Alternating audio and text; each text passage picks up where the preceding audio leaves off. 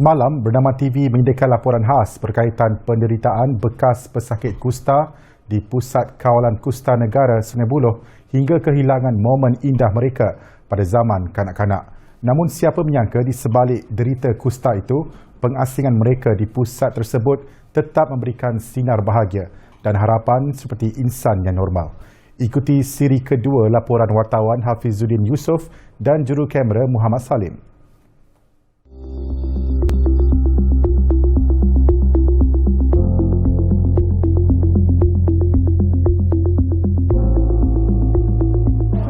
Dah makan ke belum? Itu antara petikan yang dapat menggambarkan wajah makcik ini. Selain wajah-wajah ceria, bekas-bekas pesakit yang menetap di sini. Siapa sangka bekas pesakit kusta ini mempunyai kehidupan mereka sendiri yang sama seperti kita.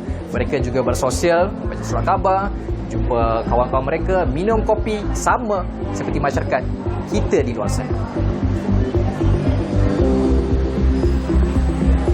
Pesakit bukan sahaja diberi tempat berteduh yang selesa di Pusat Kawalan Kusta Negara, bahkan diberi ruang menjalankan aktiviti keagamaan serta bersukan.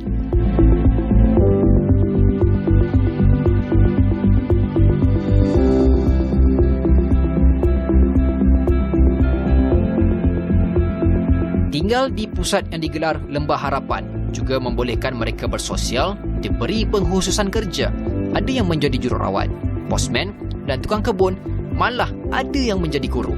Semua itu dipelajari ketika berada di PKKN yang telah diisytiharkan oleh kerajaan pada tahun 1926 sebagai tempat pengasingan koloni kusta.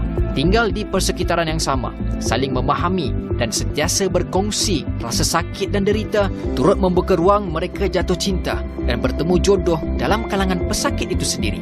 Mereka berkahwin dan pastinya ketentuan Tuhan tiada siapa mampu menduga lebih indah apabila mereka dikurniakan zuriat yang sihat dan tidak mempunyai sakit kusta.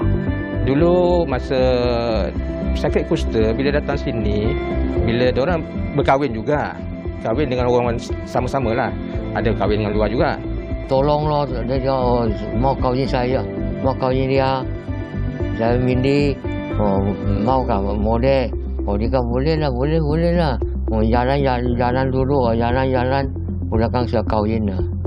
Masa tu suka sama suka ke langgar je? Langgar saya lah. Kahwin je lah? Jantan 3 anak.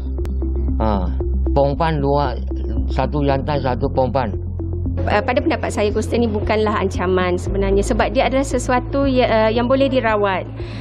Dan sekarang dah ada ubat dan ubatnya ada di mana-mana. Jadi tidak perlulah orang ramai merasa takut dan merasa terancam dengan penyakit kusta ini. Dan tidak perlu mendiskriminasikan mereka yang terkena penyakit kusta, yang sedang mengidap penyakit kusta, mereka dan keluarga mereka ataupun mereka yang telah sembuh penyakit kusta.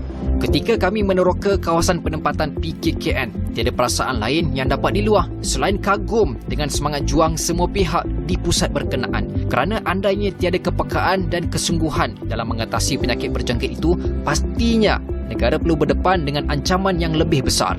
Dan sama ada kusta masih berlegar ataupun tidak, kita perlu berganding bahu memastikan penyakit itu terus dapat dikawal dengan berkesan. Hafizuddin Yusof dan juru kamera Muhammad Salim, Bernama TV.